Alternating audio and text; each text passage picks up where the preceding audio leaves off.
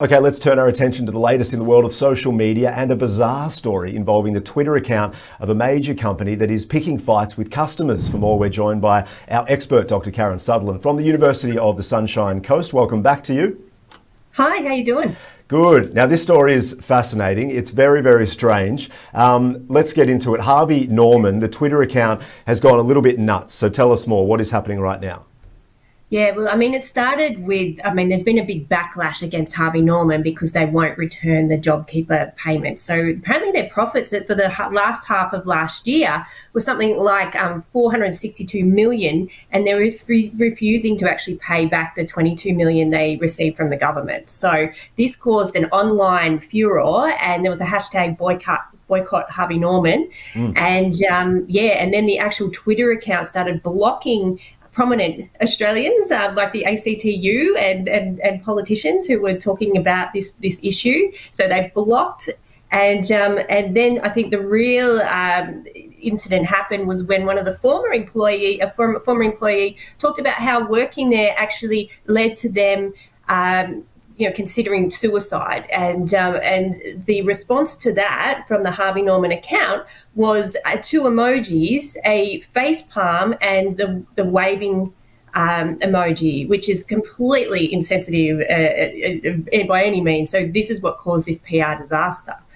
Goodness me. So there are so many things to talk about here, but it's so risky. It's so risky, isn't it? Because sometimes they can pull it off, the Twitter accounts of any major company. It can be funny, it can be engaging, but the risk is high in a way. Why would this just be one person making this decision in the background, do you think?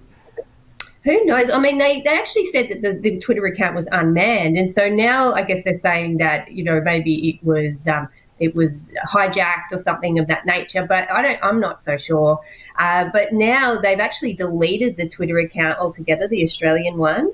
But the other, because Harvey Norman has sites all around the world, but now their Twitter accounts are still available, but they're saying they're unmanned. So who knows? But it was someone who clearly wasn't thinking, and who clearly has no background in public relations or crisis and issues management. That's for sure.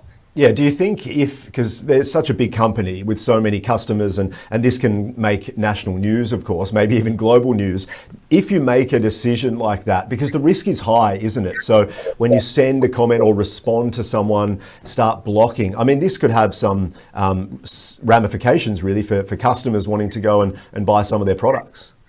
Yeah, well, I think it's actually turned a lot of people away, just the way, not only about this whole JobKeeper issue, and the way that, they're said to have treated their employees, but because there's been protests outside the stores and that sort of thing, but just the way that they handled it online. So rather than have a conversation, it was just block.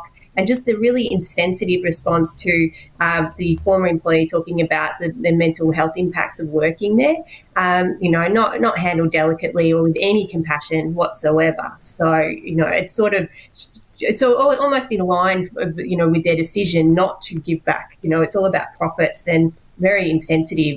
The reputation, organisational reputation of Harvey Norman has definitely been damaged because of this. Yeah, absolutely. The risk can be a little bit too high sometimes when you try and respond to people on Twitter. Hey, let's finish with Facebook. They've got some news. They've finally shared its ad review process. What's this about? Yeah, so they were finally transparent. We sort of knew this a little bit anyway, but they just wanted to make clear the process that when you first place an ad, it actually is assessed by AI. It's automated. Right. And it's from there, it depends on whether it will be accepted or not. And then after that, if it's not and you flag it, then it may be seen by a real person. Right. So which is kind of interesting to see. Like, that's how sometimes we see these sort of dodgy ads, and they've managed to get through the automated system. Sure. So just interesting to see how they actually do that now. Yeah, absolutely. Were you aware that was part of the process, and what can this mean? I suppose, like, are there risks involved? What are the risks? Well, I guess sometimes they pick up on particular words and things that just don't make any sense, and so. Right. I remember once I ran an ad for it was for a yoga ashram, and the ad was for a free sort of meditation, and that was flagged. And it was just bizarre. So sometimes the things that they flag and particular words they pick up on are a bit strange. So just make sure that you actually try and get that looked at and reviewed without giving up, I guess. Yeah, interesting stuff. There's always something going on in the world of social media, and that's why you are here to tell us all about it. I love that Harvey Norman story. Any more like that, where there's just a bit going on Twitter accounts, I'm a big fan of that. I don't actually like going on Twitter at all, but they're funny stories to talk about. Yeah, you just sit and eat popcorn and watch it play out, hey? Absolutely. Hey, thanks for your time. Have a great day. Okay, we'll talk soon. Thanks. See you.